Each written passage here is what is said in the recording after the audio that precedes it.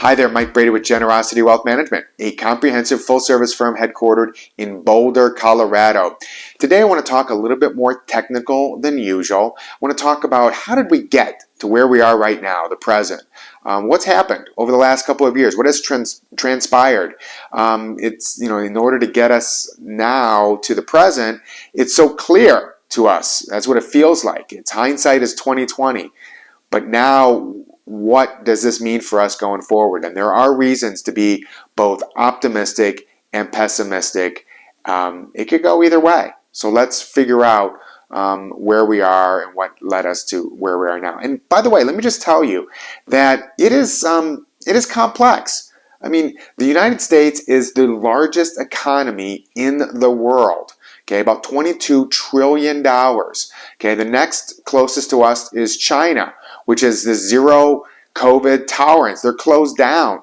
And then after that, it's the Eurozone, and then everybody else is like distant, fourth, fifth, and all the way down. So the big behemoth is the United States, and we are the reserve currency for the world because of our size. And many countries just decide to peg their many of their decisions to the U.S. currency, but just by the fact that through the trade balance, everyone's got a lot of dollars. We're buying things, and so we are the reserve currency. What we do matters in the world, but geopolitical issues are also important.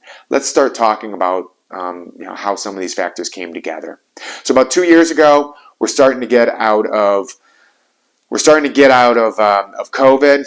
We have supply chain issues. Supply reduces the supply, and demand. People are now getting out of their homes. They want to drive again. They want to go vacation. They want to travel. Demand is high. So right now we have a imbalance. We have high demand. We have low supply. That right there is a problem. In the same time, we've got some cash being thrown around. We've got some fiscal policy that over 10 years, the Congressional Budget Office has said that it will cost $4 trillion. Might have been well-intentioned, doesn't matter. We've got lots of cash, lots of liquidity, and people had saved a significant amount. When we look at the savings rates during COVID, while everybody was stuck in their house, people now have cash.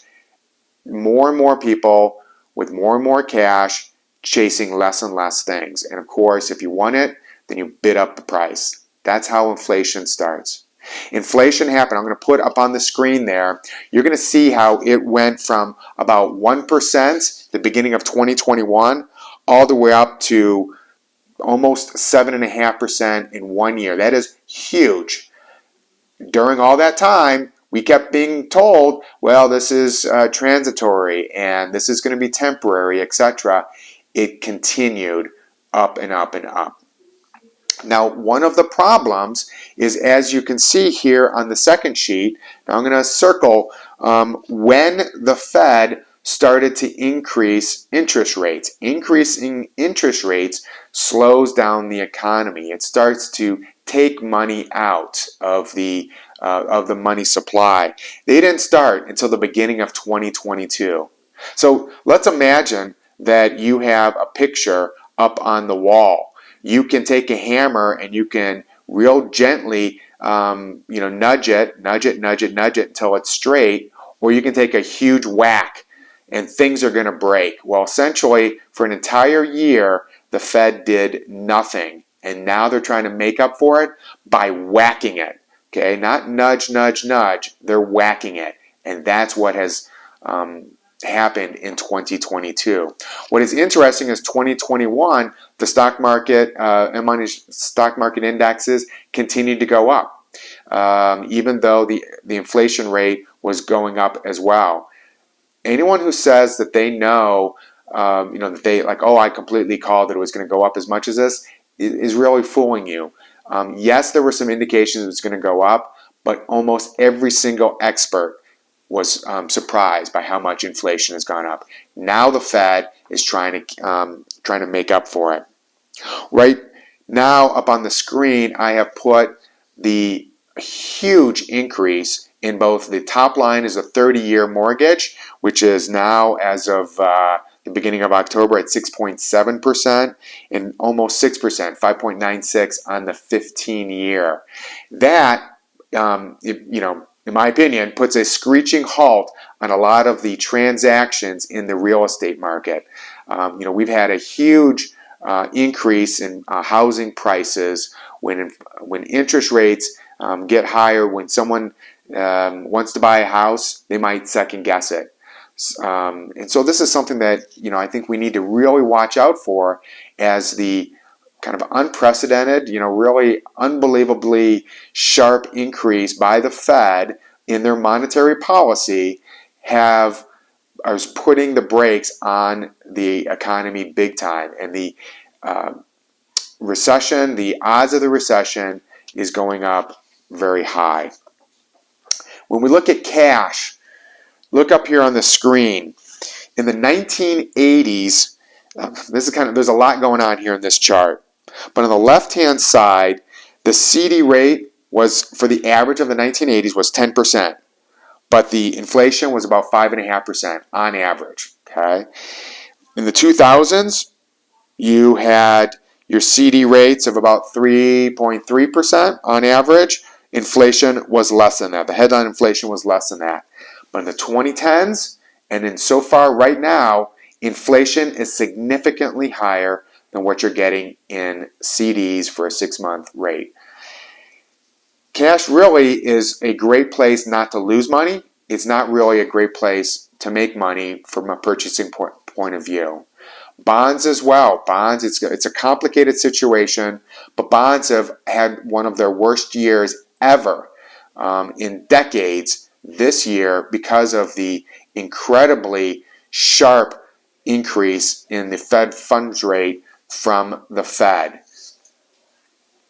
This is right here, is this chart, is the S&P 500 when we look at it standing back with multiple years.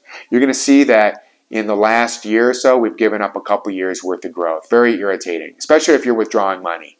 That being said, the upward trend has always been, over many years, upwardly mobile. You've heard me say this before, but about 3 out of 4 years are positive, 1 year is negative.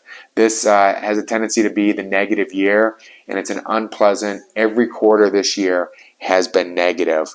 So what are investors doing? I'm just going to put up here on the chart, on the screen there, corporate defined benefit plans, endowments, university endowments, etc. They have a tendency to put money into fixed income. They do equities, they do fixed incomes as well. A lot of private equity, some alternatives. What I recommend for clients in general is very similar to what some of the biggest endowments at colleges and at universities do, and defined benefit plans. So some reasons to be optimistic. The more things go down, the more they go up. I mean, that's the thing. We could absolutely, 6 months from now, a year from now, be lower than what we are right now. We're going to talk a little bit about why that might be. But when we look out 1 year, 2 year, 3 year, 5 years, the odds historically have always come in our favor that when things go down, they come back up. When things go up, at some point they're going to turn around. And we always kind of forget that. We have to understand that it's both ups and downs. Up on the screen, on the left-hand side, you're going to see the consensus analyst estimates for S&P 500 earnings per share. The companies are still profitable. It's that simple. Yes, some of them are laying off workers. We've had an unbelievably low unemployment rate. Has been coming down over the last 2 years to historic lows again. As a matter of fact, we've been talking about the great resignation, where people don't want to go to work. Well, some of those people who have jobs are being let go in order to increase the earnings per share, and they maintain it. Really some belt tightening. As an investor, this is good for us. This is very good for us. Here on the next screen, you're going to see the cycles of U.S. equity performance. And I've just circled right there. For the last 15 years, the United States, from an unmanaged stock market index, has outperformed most of the world. Okay, there's one index, the EAFE. And so we've outperformed that for the last 15 years. In my opinion, that's going to continue. When we look at all the different places that we can invest, the United States is, the best horse in the glue factory here. I mean, Europe has made some unwise, in my opinion, decisions from a fiscal point of view. Germany in particular is in a world of hurt. Their whole business model is based on selling stuff to China with cheap energy, and neither of them are really working. And so they've really got to rethink things. Much of Europe, this is going to be a tough winter.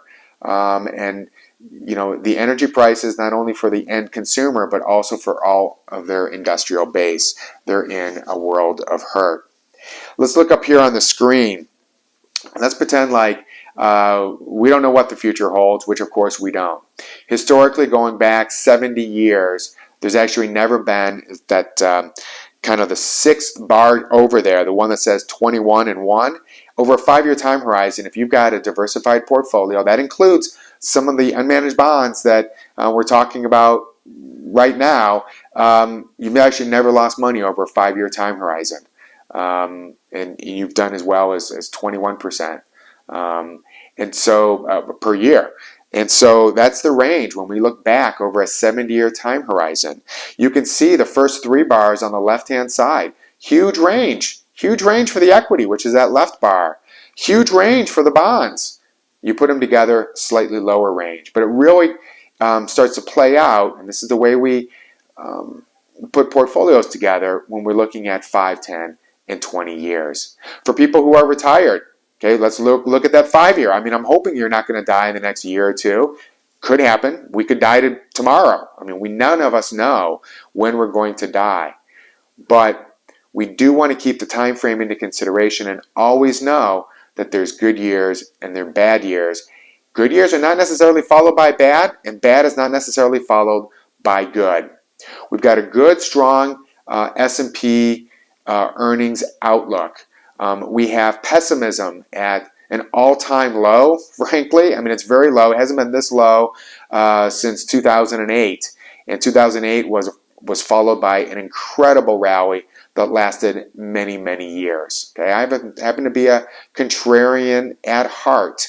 I believe that our emotions and our actions, our messing with the portfolio, has a tendency to do us more harm than good.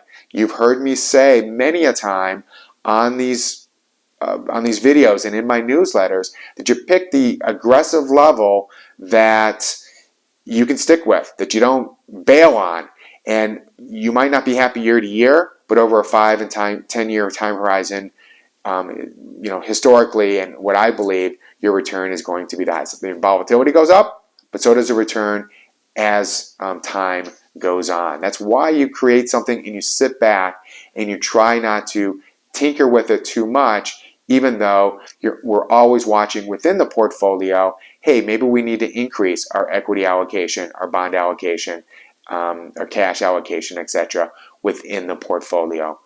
That's one of the reasons why I believe in good third-party management. So we've got great people working really hard in a tough, volatile situation. So that's what's led us to where we are. I mean, there have been some fiscal issues. There have been some major policy issues on the Fed side. They have said that they're going to continue to increase rates. At some point, that is going to stop, and that's going to be very good, for the markets when they stop. And even when their expected increases have already been priced into the market, is also good for the markets. And then we just have the supply chain problem, which is getting better. Okay, it is actually getting better, although it was very bad earlier in the year and at the end of 2021. So those are some of my thoughts. Give me a call if you'd like to talk about them further. 303-747-6455. You have a wonderful day. Thanks. See you. Bye.